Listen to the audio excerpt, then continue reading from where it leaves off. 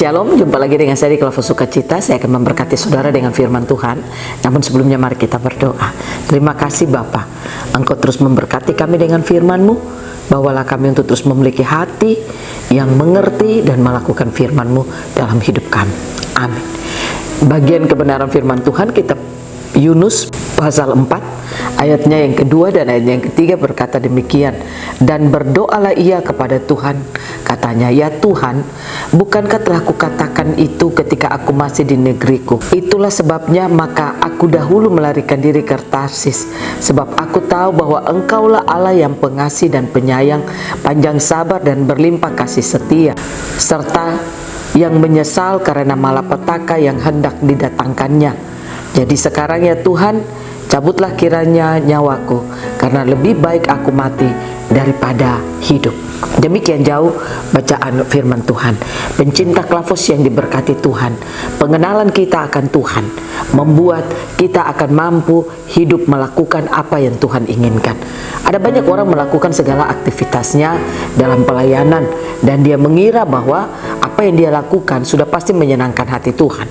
Saya katakan bagi saudara, ketika kita tidak memiliki pengenalan akan Tuhan, maka semua yang kita lakukan belum tentu itu menyenangkan hati Tuhan.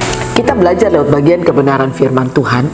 Yunus, dia percaya kepada Tuhan, tetapi dia tidak mengenal siapa Tuhan itu dengan baik dan benar.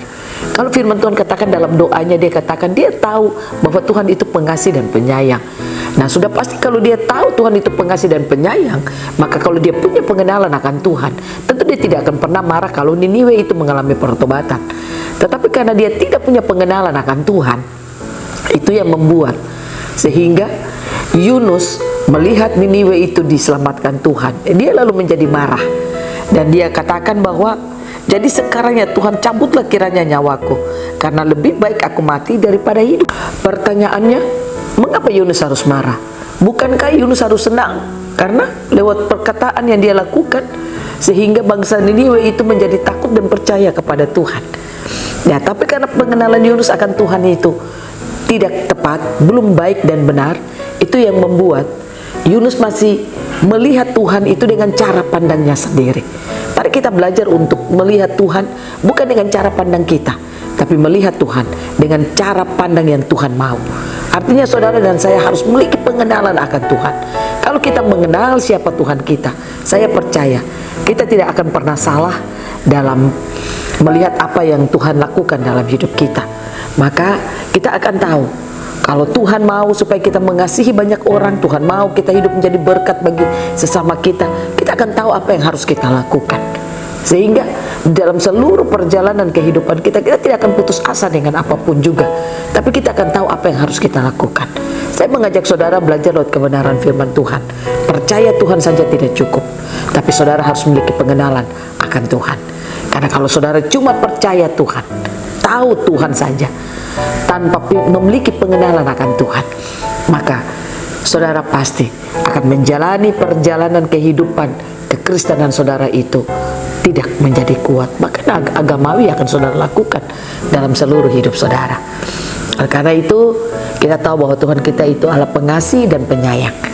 Dia tidak sekedar hanya kata-kata bahwa dia pengasih dan penyayang, tapi dia memang memberikan kasihnya bagi setiap orang yang percaya kepadanya.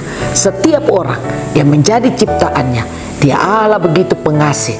Dia mau agar semua umatnya mengalami keselamatan. Itu yang Allah inginkan. Saudara dan saya mendengarkan firman, mari kita tahu Tuhan mau orang-orang yang dia percayakan bagi kita, dia mau kita menyelamatkan mereka. Saudara, apapun status saudara, kepala rumah tangga, bahkan orang tua, bahkan pekerja di kantor sebagai bos kah, atau saudara punya anak-anak buah, atau saudara sebagai pendeta punya jemaat, saya katakan itu adalah orang-orang yang Tuhan percayakan bagi kita. Tuhan mau kita harus menyelamatkan mereka. Mari kita lakukan tugas tanggung jawab kita lewat panggilan yang Tuhan berikan bagi kita, sehingga orang-orang di sekitar kita, apa yang Tuhan percayakan bagi kita, kita mampu untuk menyelamatkan mereka. Tuhan Yesus memberkati kita, menolong kita. Roh Kudus selalu bekerja dalam hidup kita, sehingga kita akan dimampukan untuk selalu mengenal siapa Tuhan yang kita sembah. sehingga apa yang kita buat dan lakukan pasti menjadi berkat bagi sesama kita. Amin. Mari kita berdoa. Terima kasih Bapa. Kami rindu Kau terus bekerja dalam hidup kami lewat Roh-Mu yang kudus untuk kami memiliki pengenalan yang baik dan benar tentang Engkau. Tolonglah kami ya Tuhan. Kami rindu kami dalam melakukan segala hal dalam hidup kami tidak sia-sia. Tapi kami rindu Tuhan terus bekerja, mampukan kami supaya apa yang kami lakukan seperti yang Tuhan inginkan. Terima kasih Bapa. Dalam nama Yesus kami berdoa. Amin. Shalom. Tuhan berkati kita semua.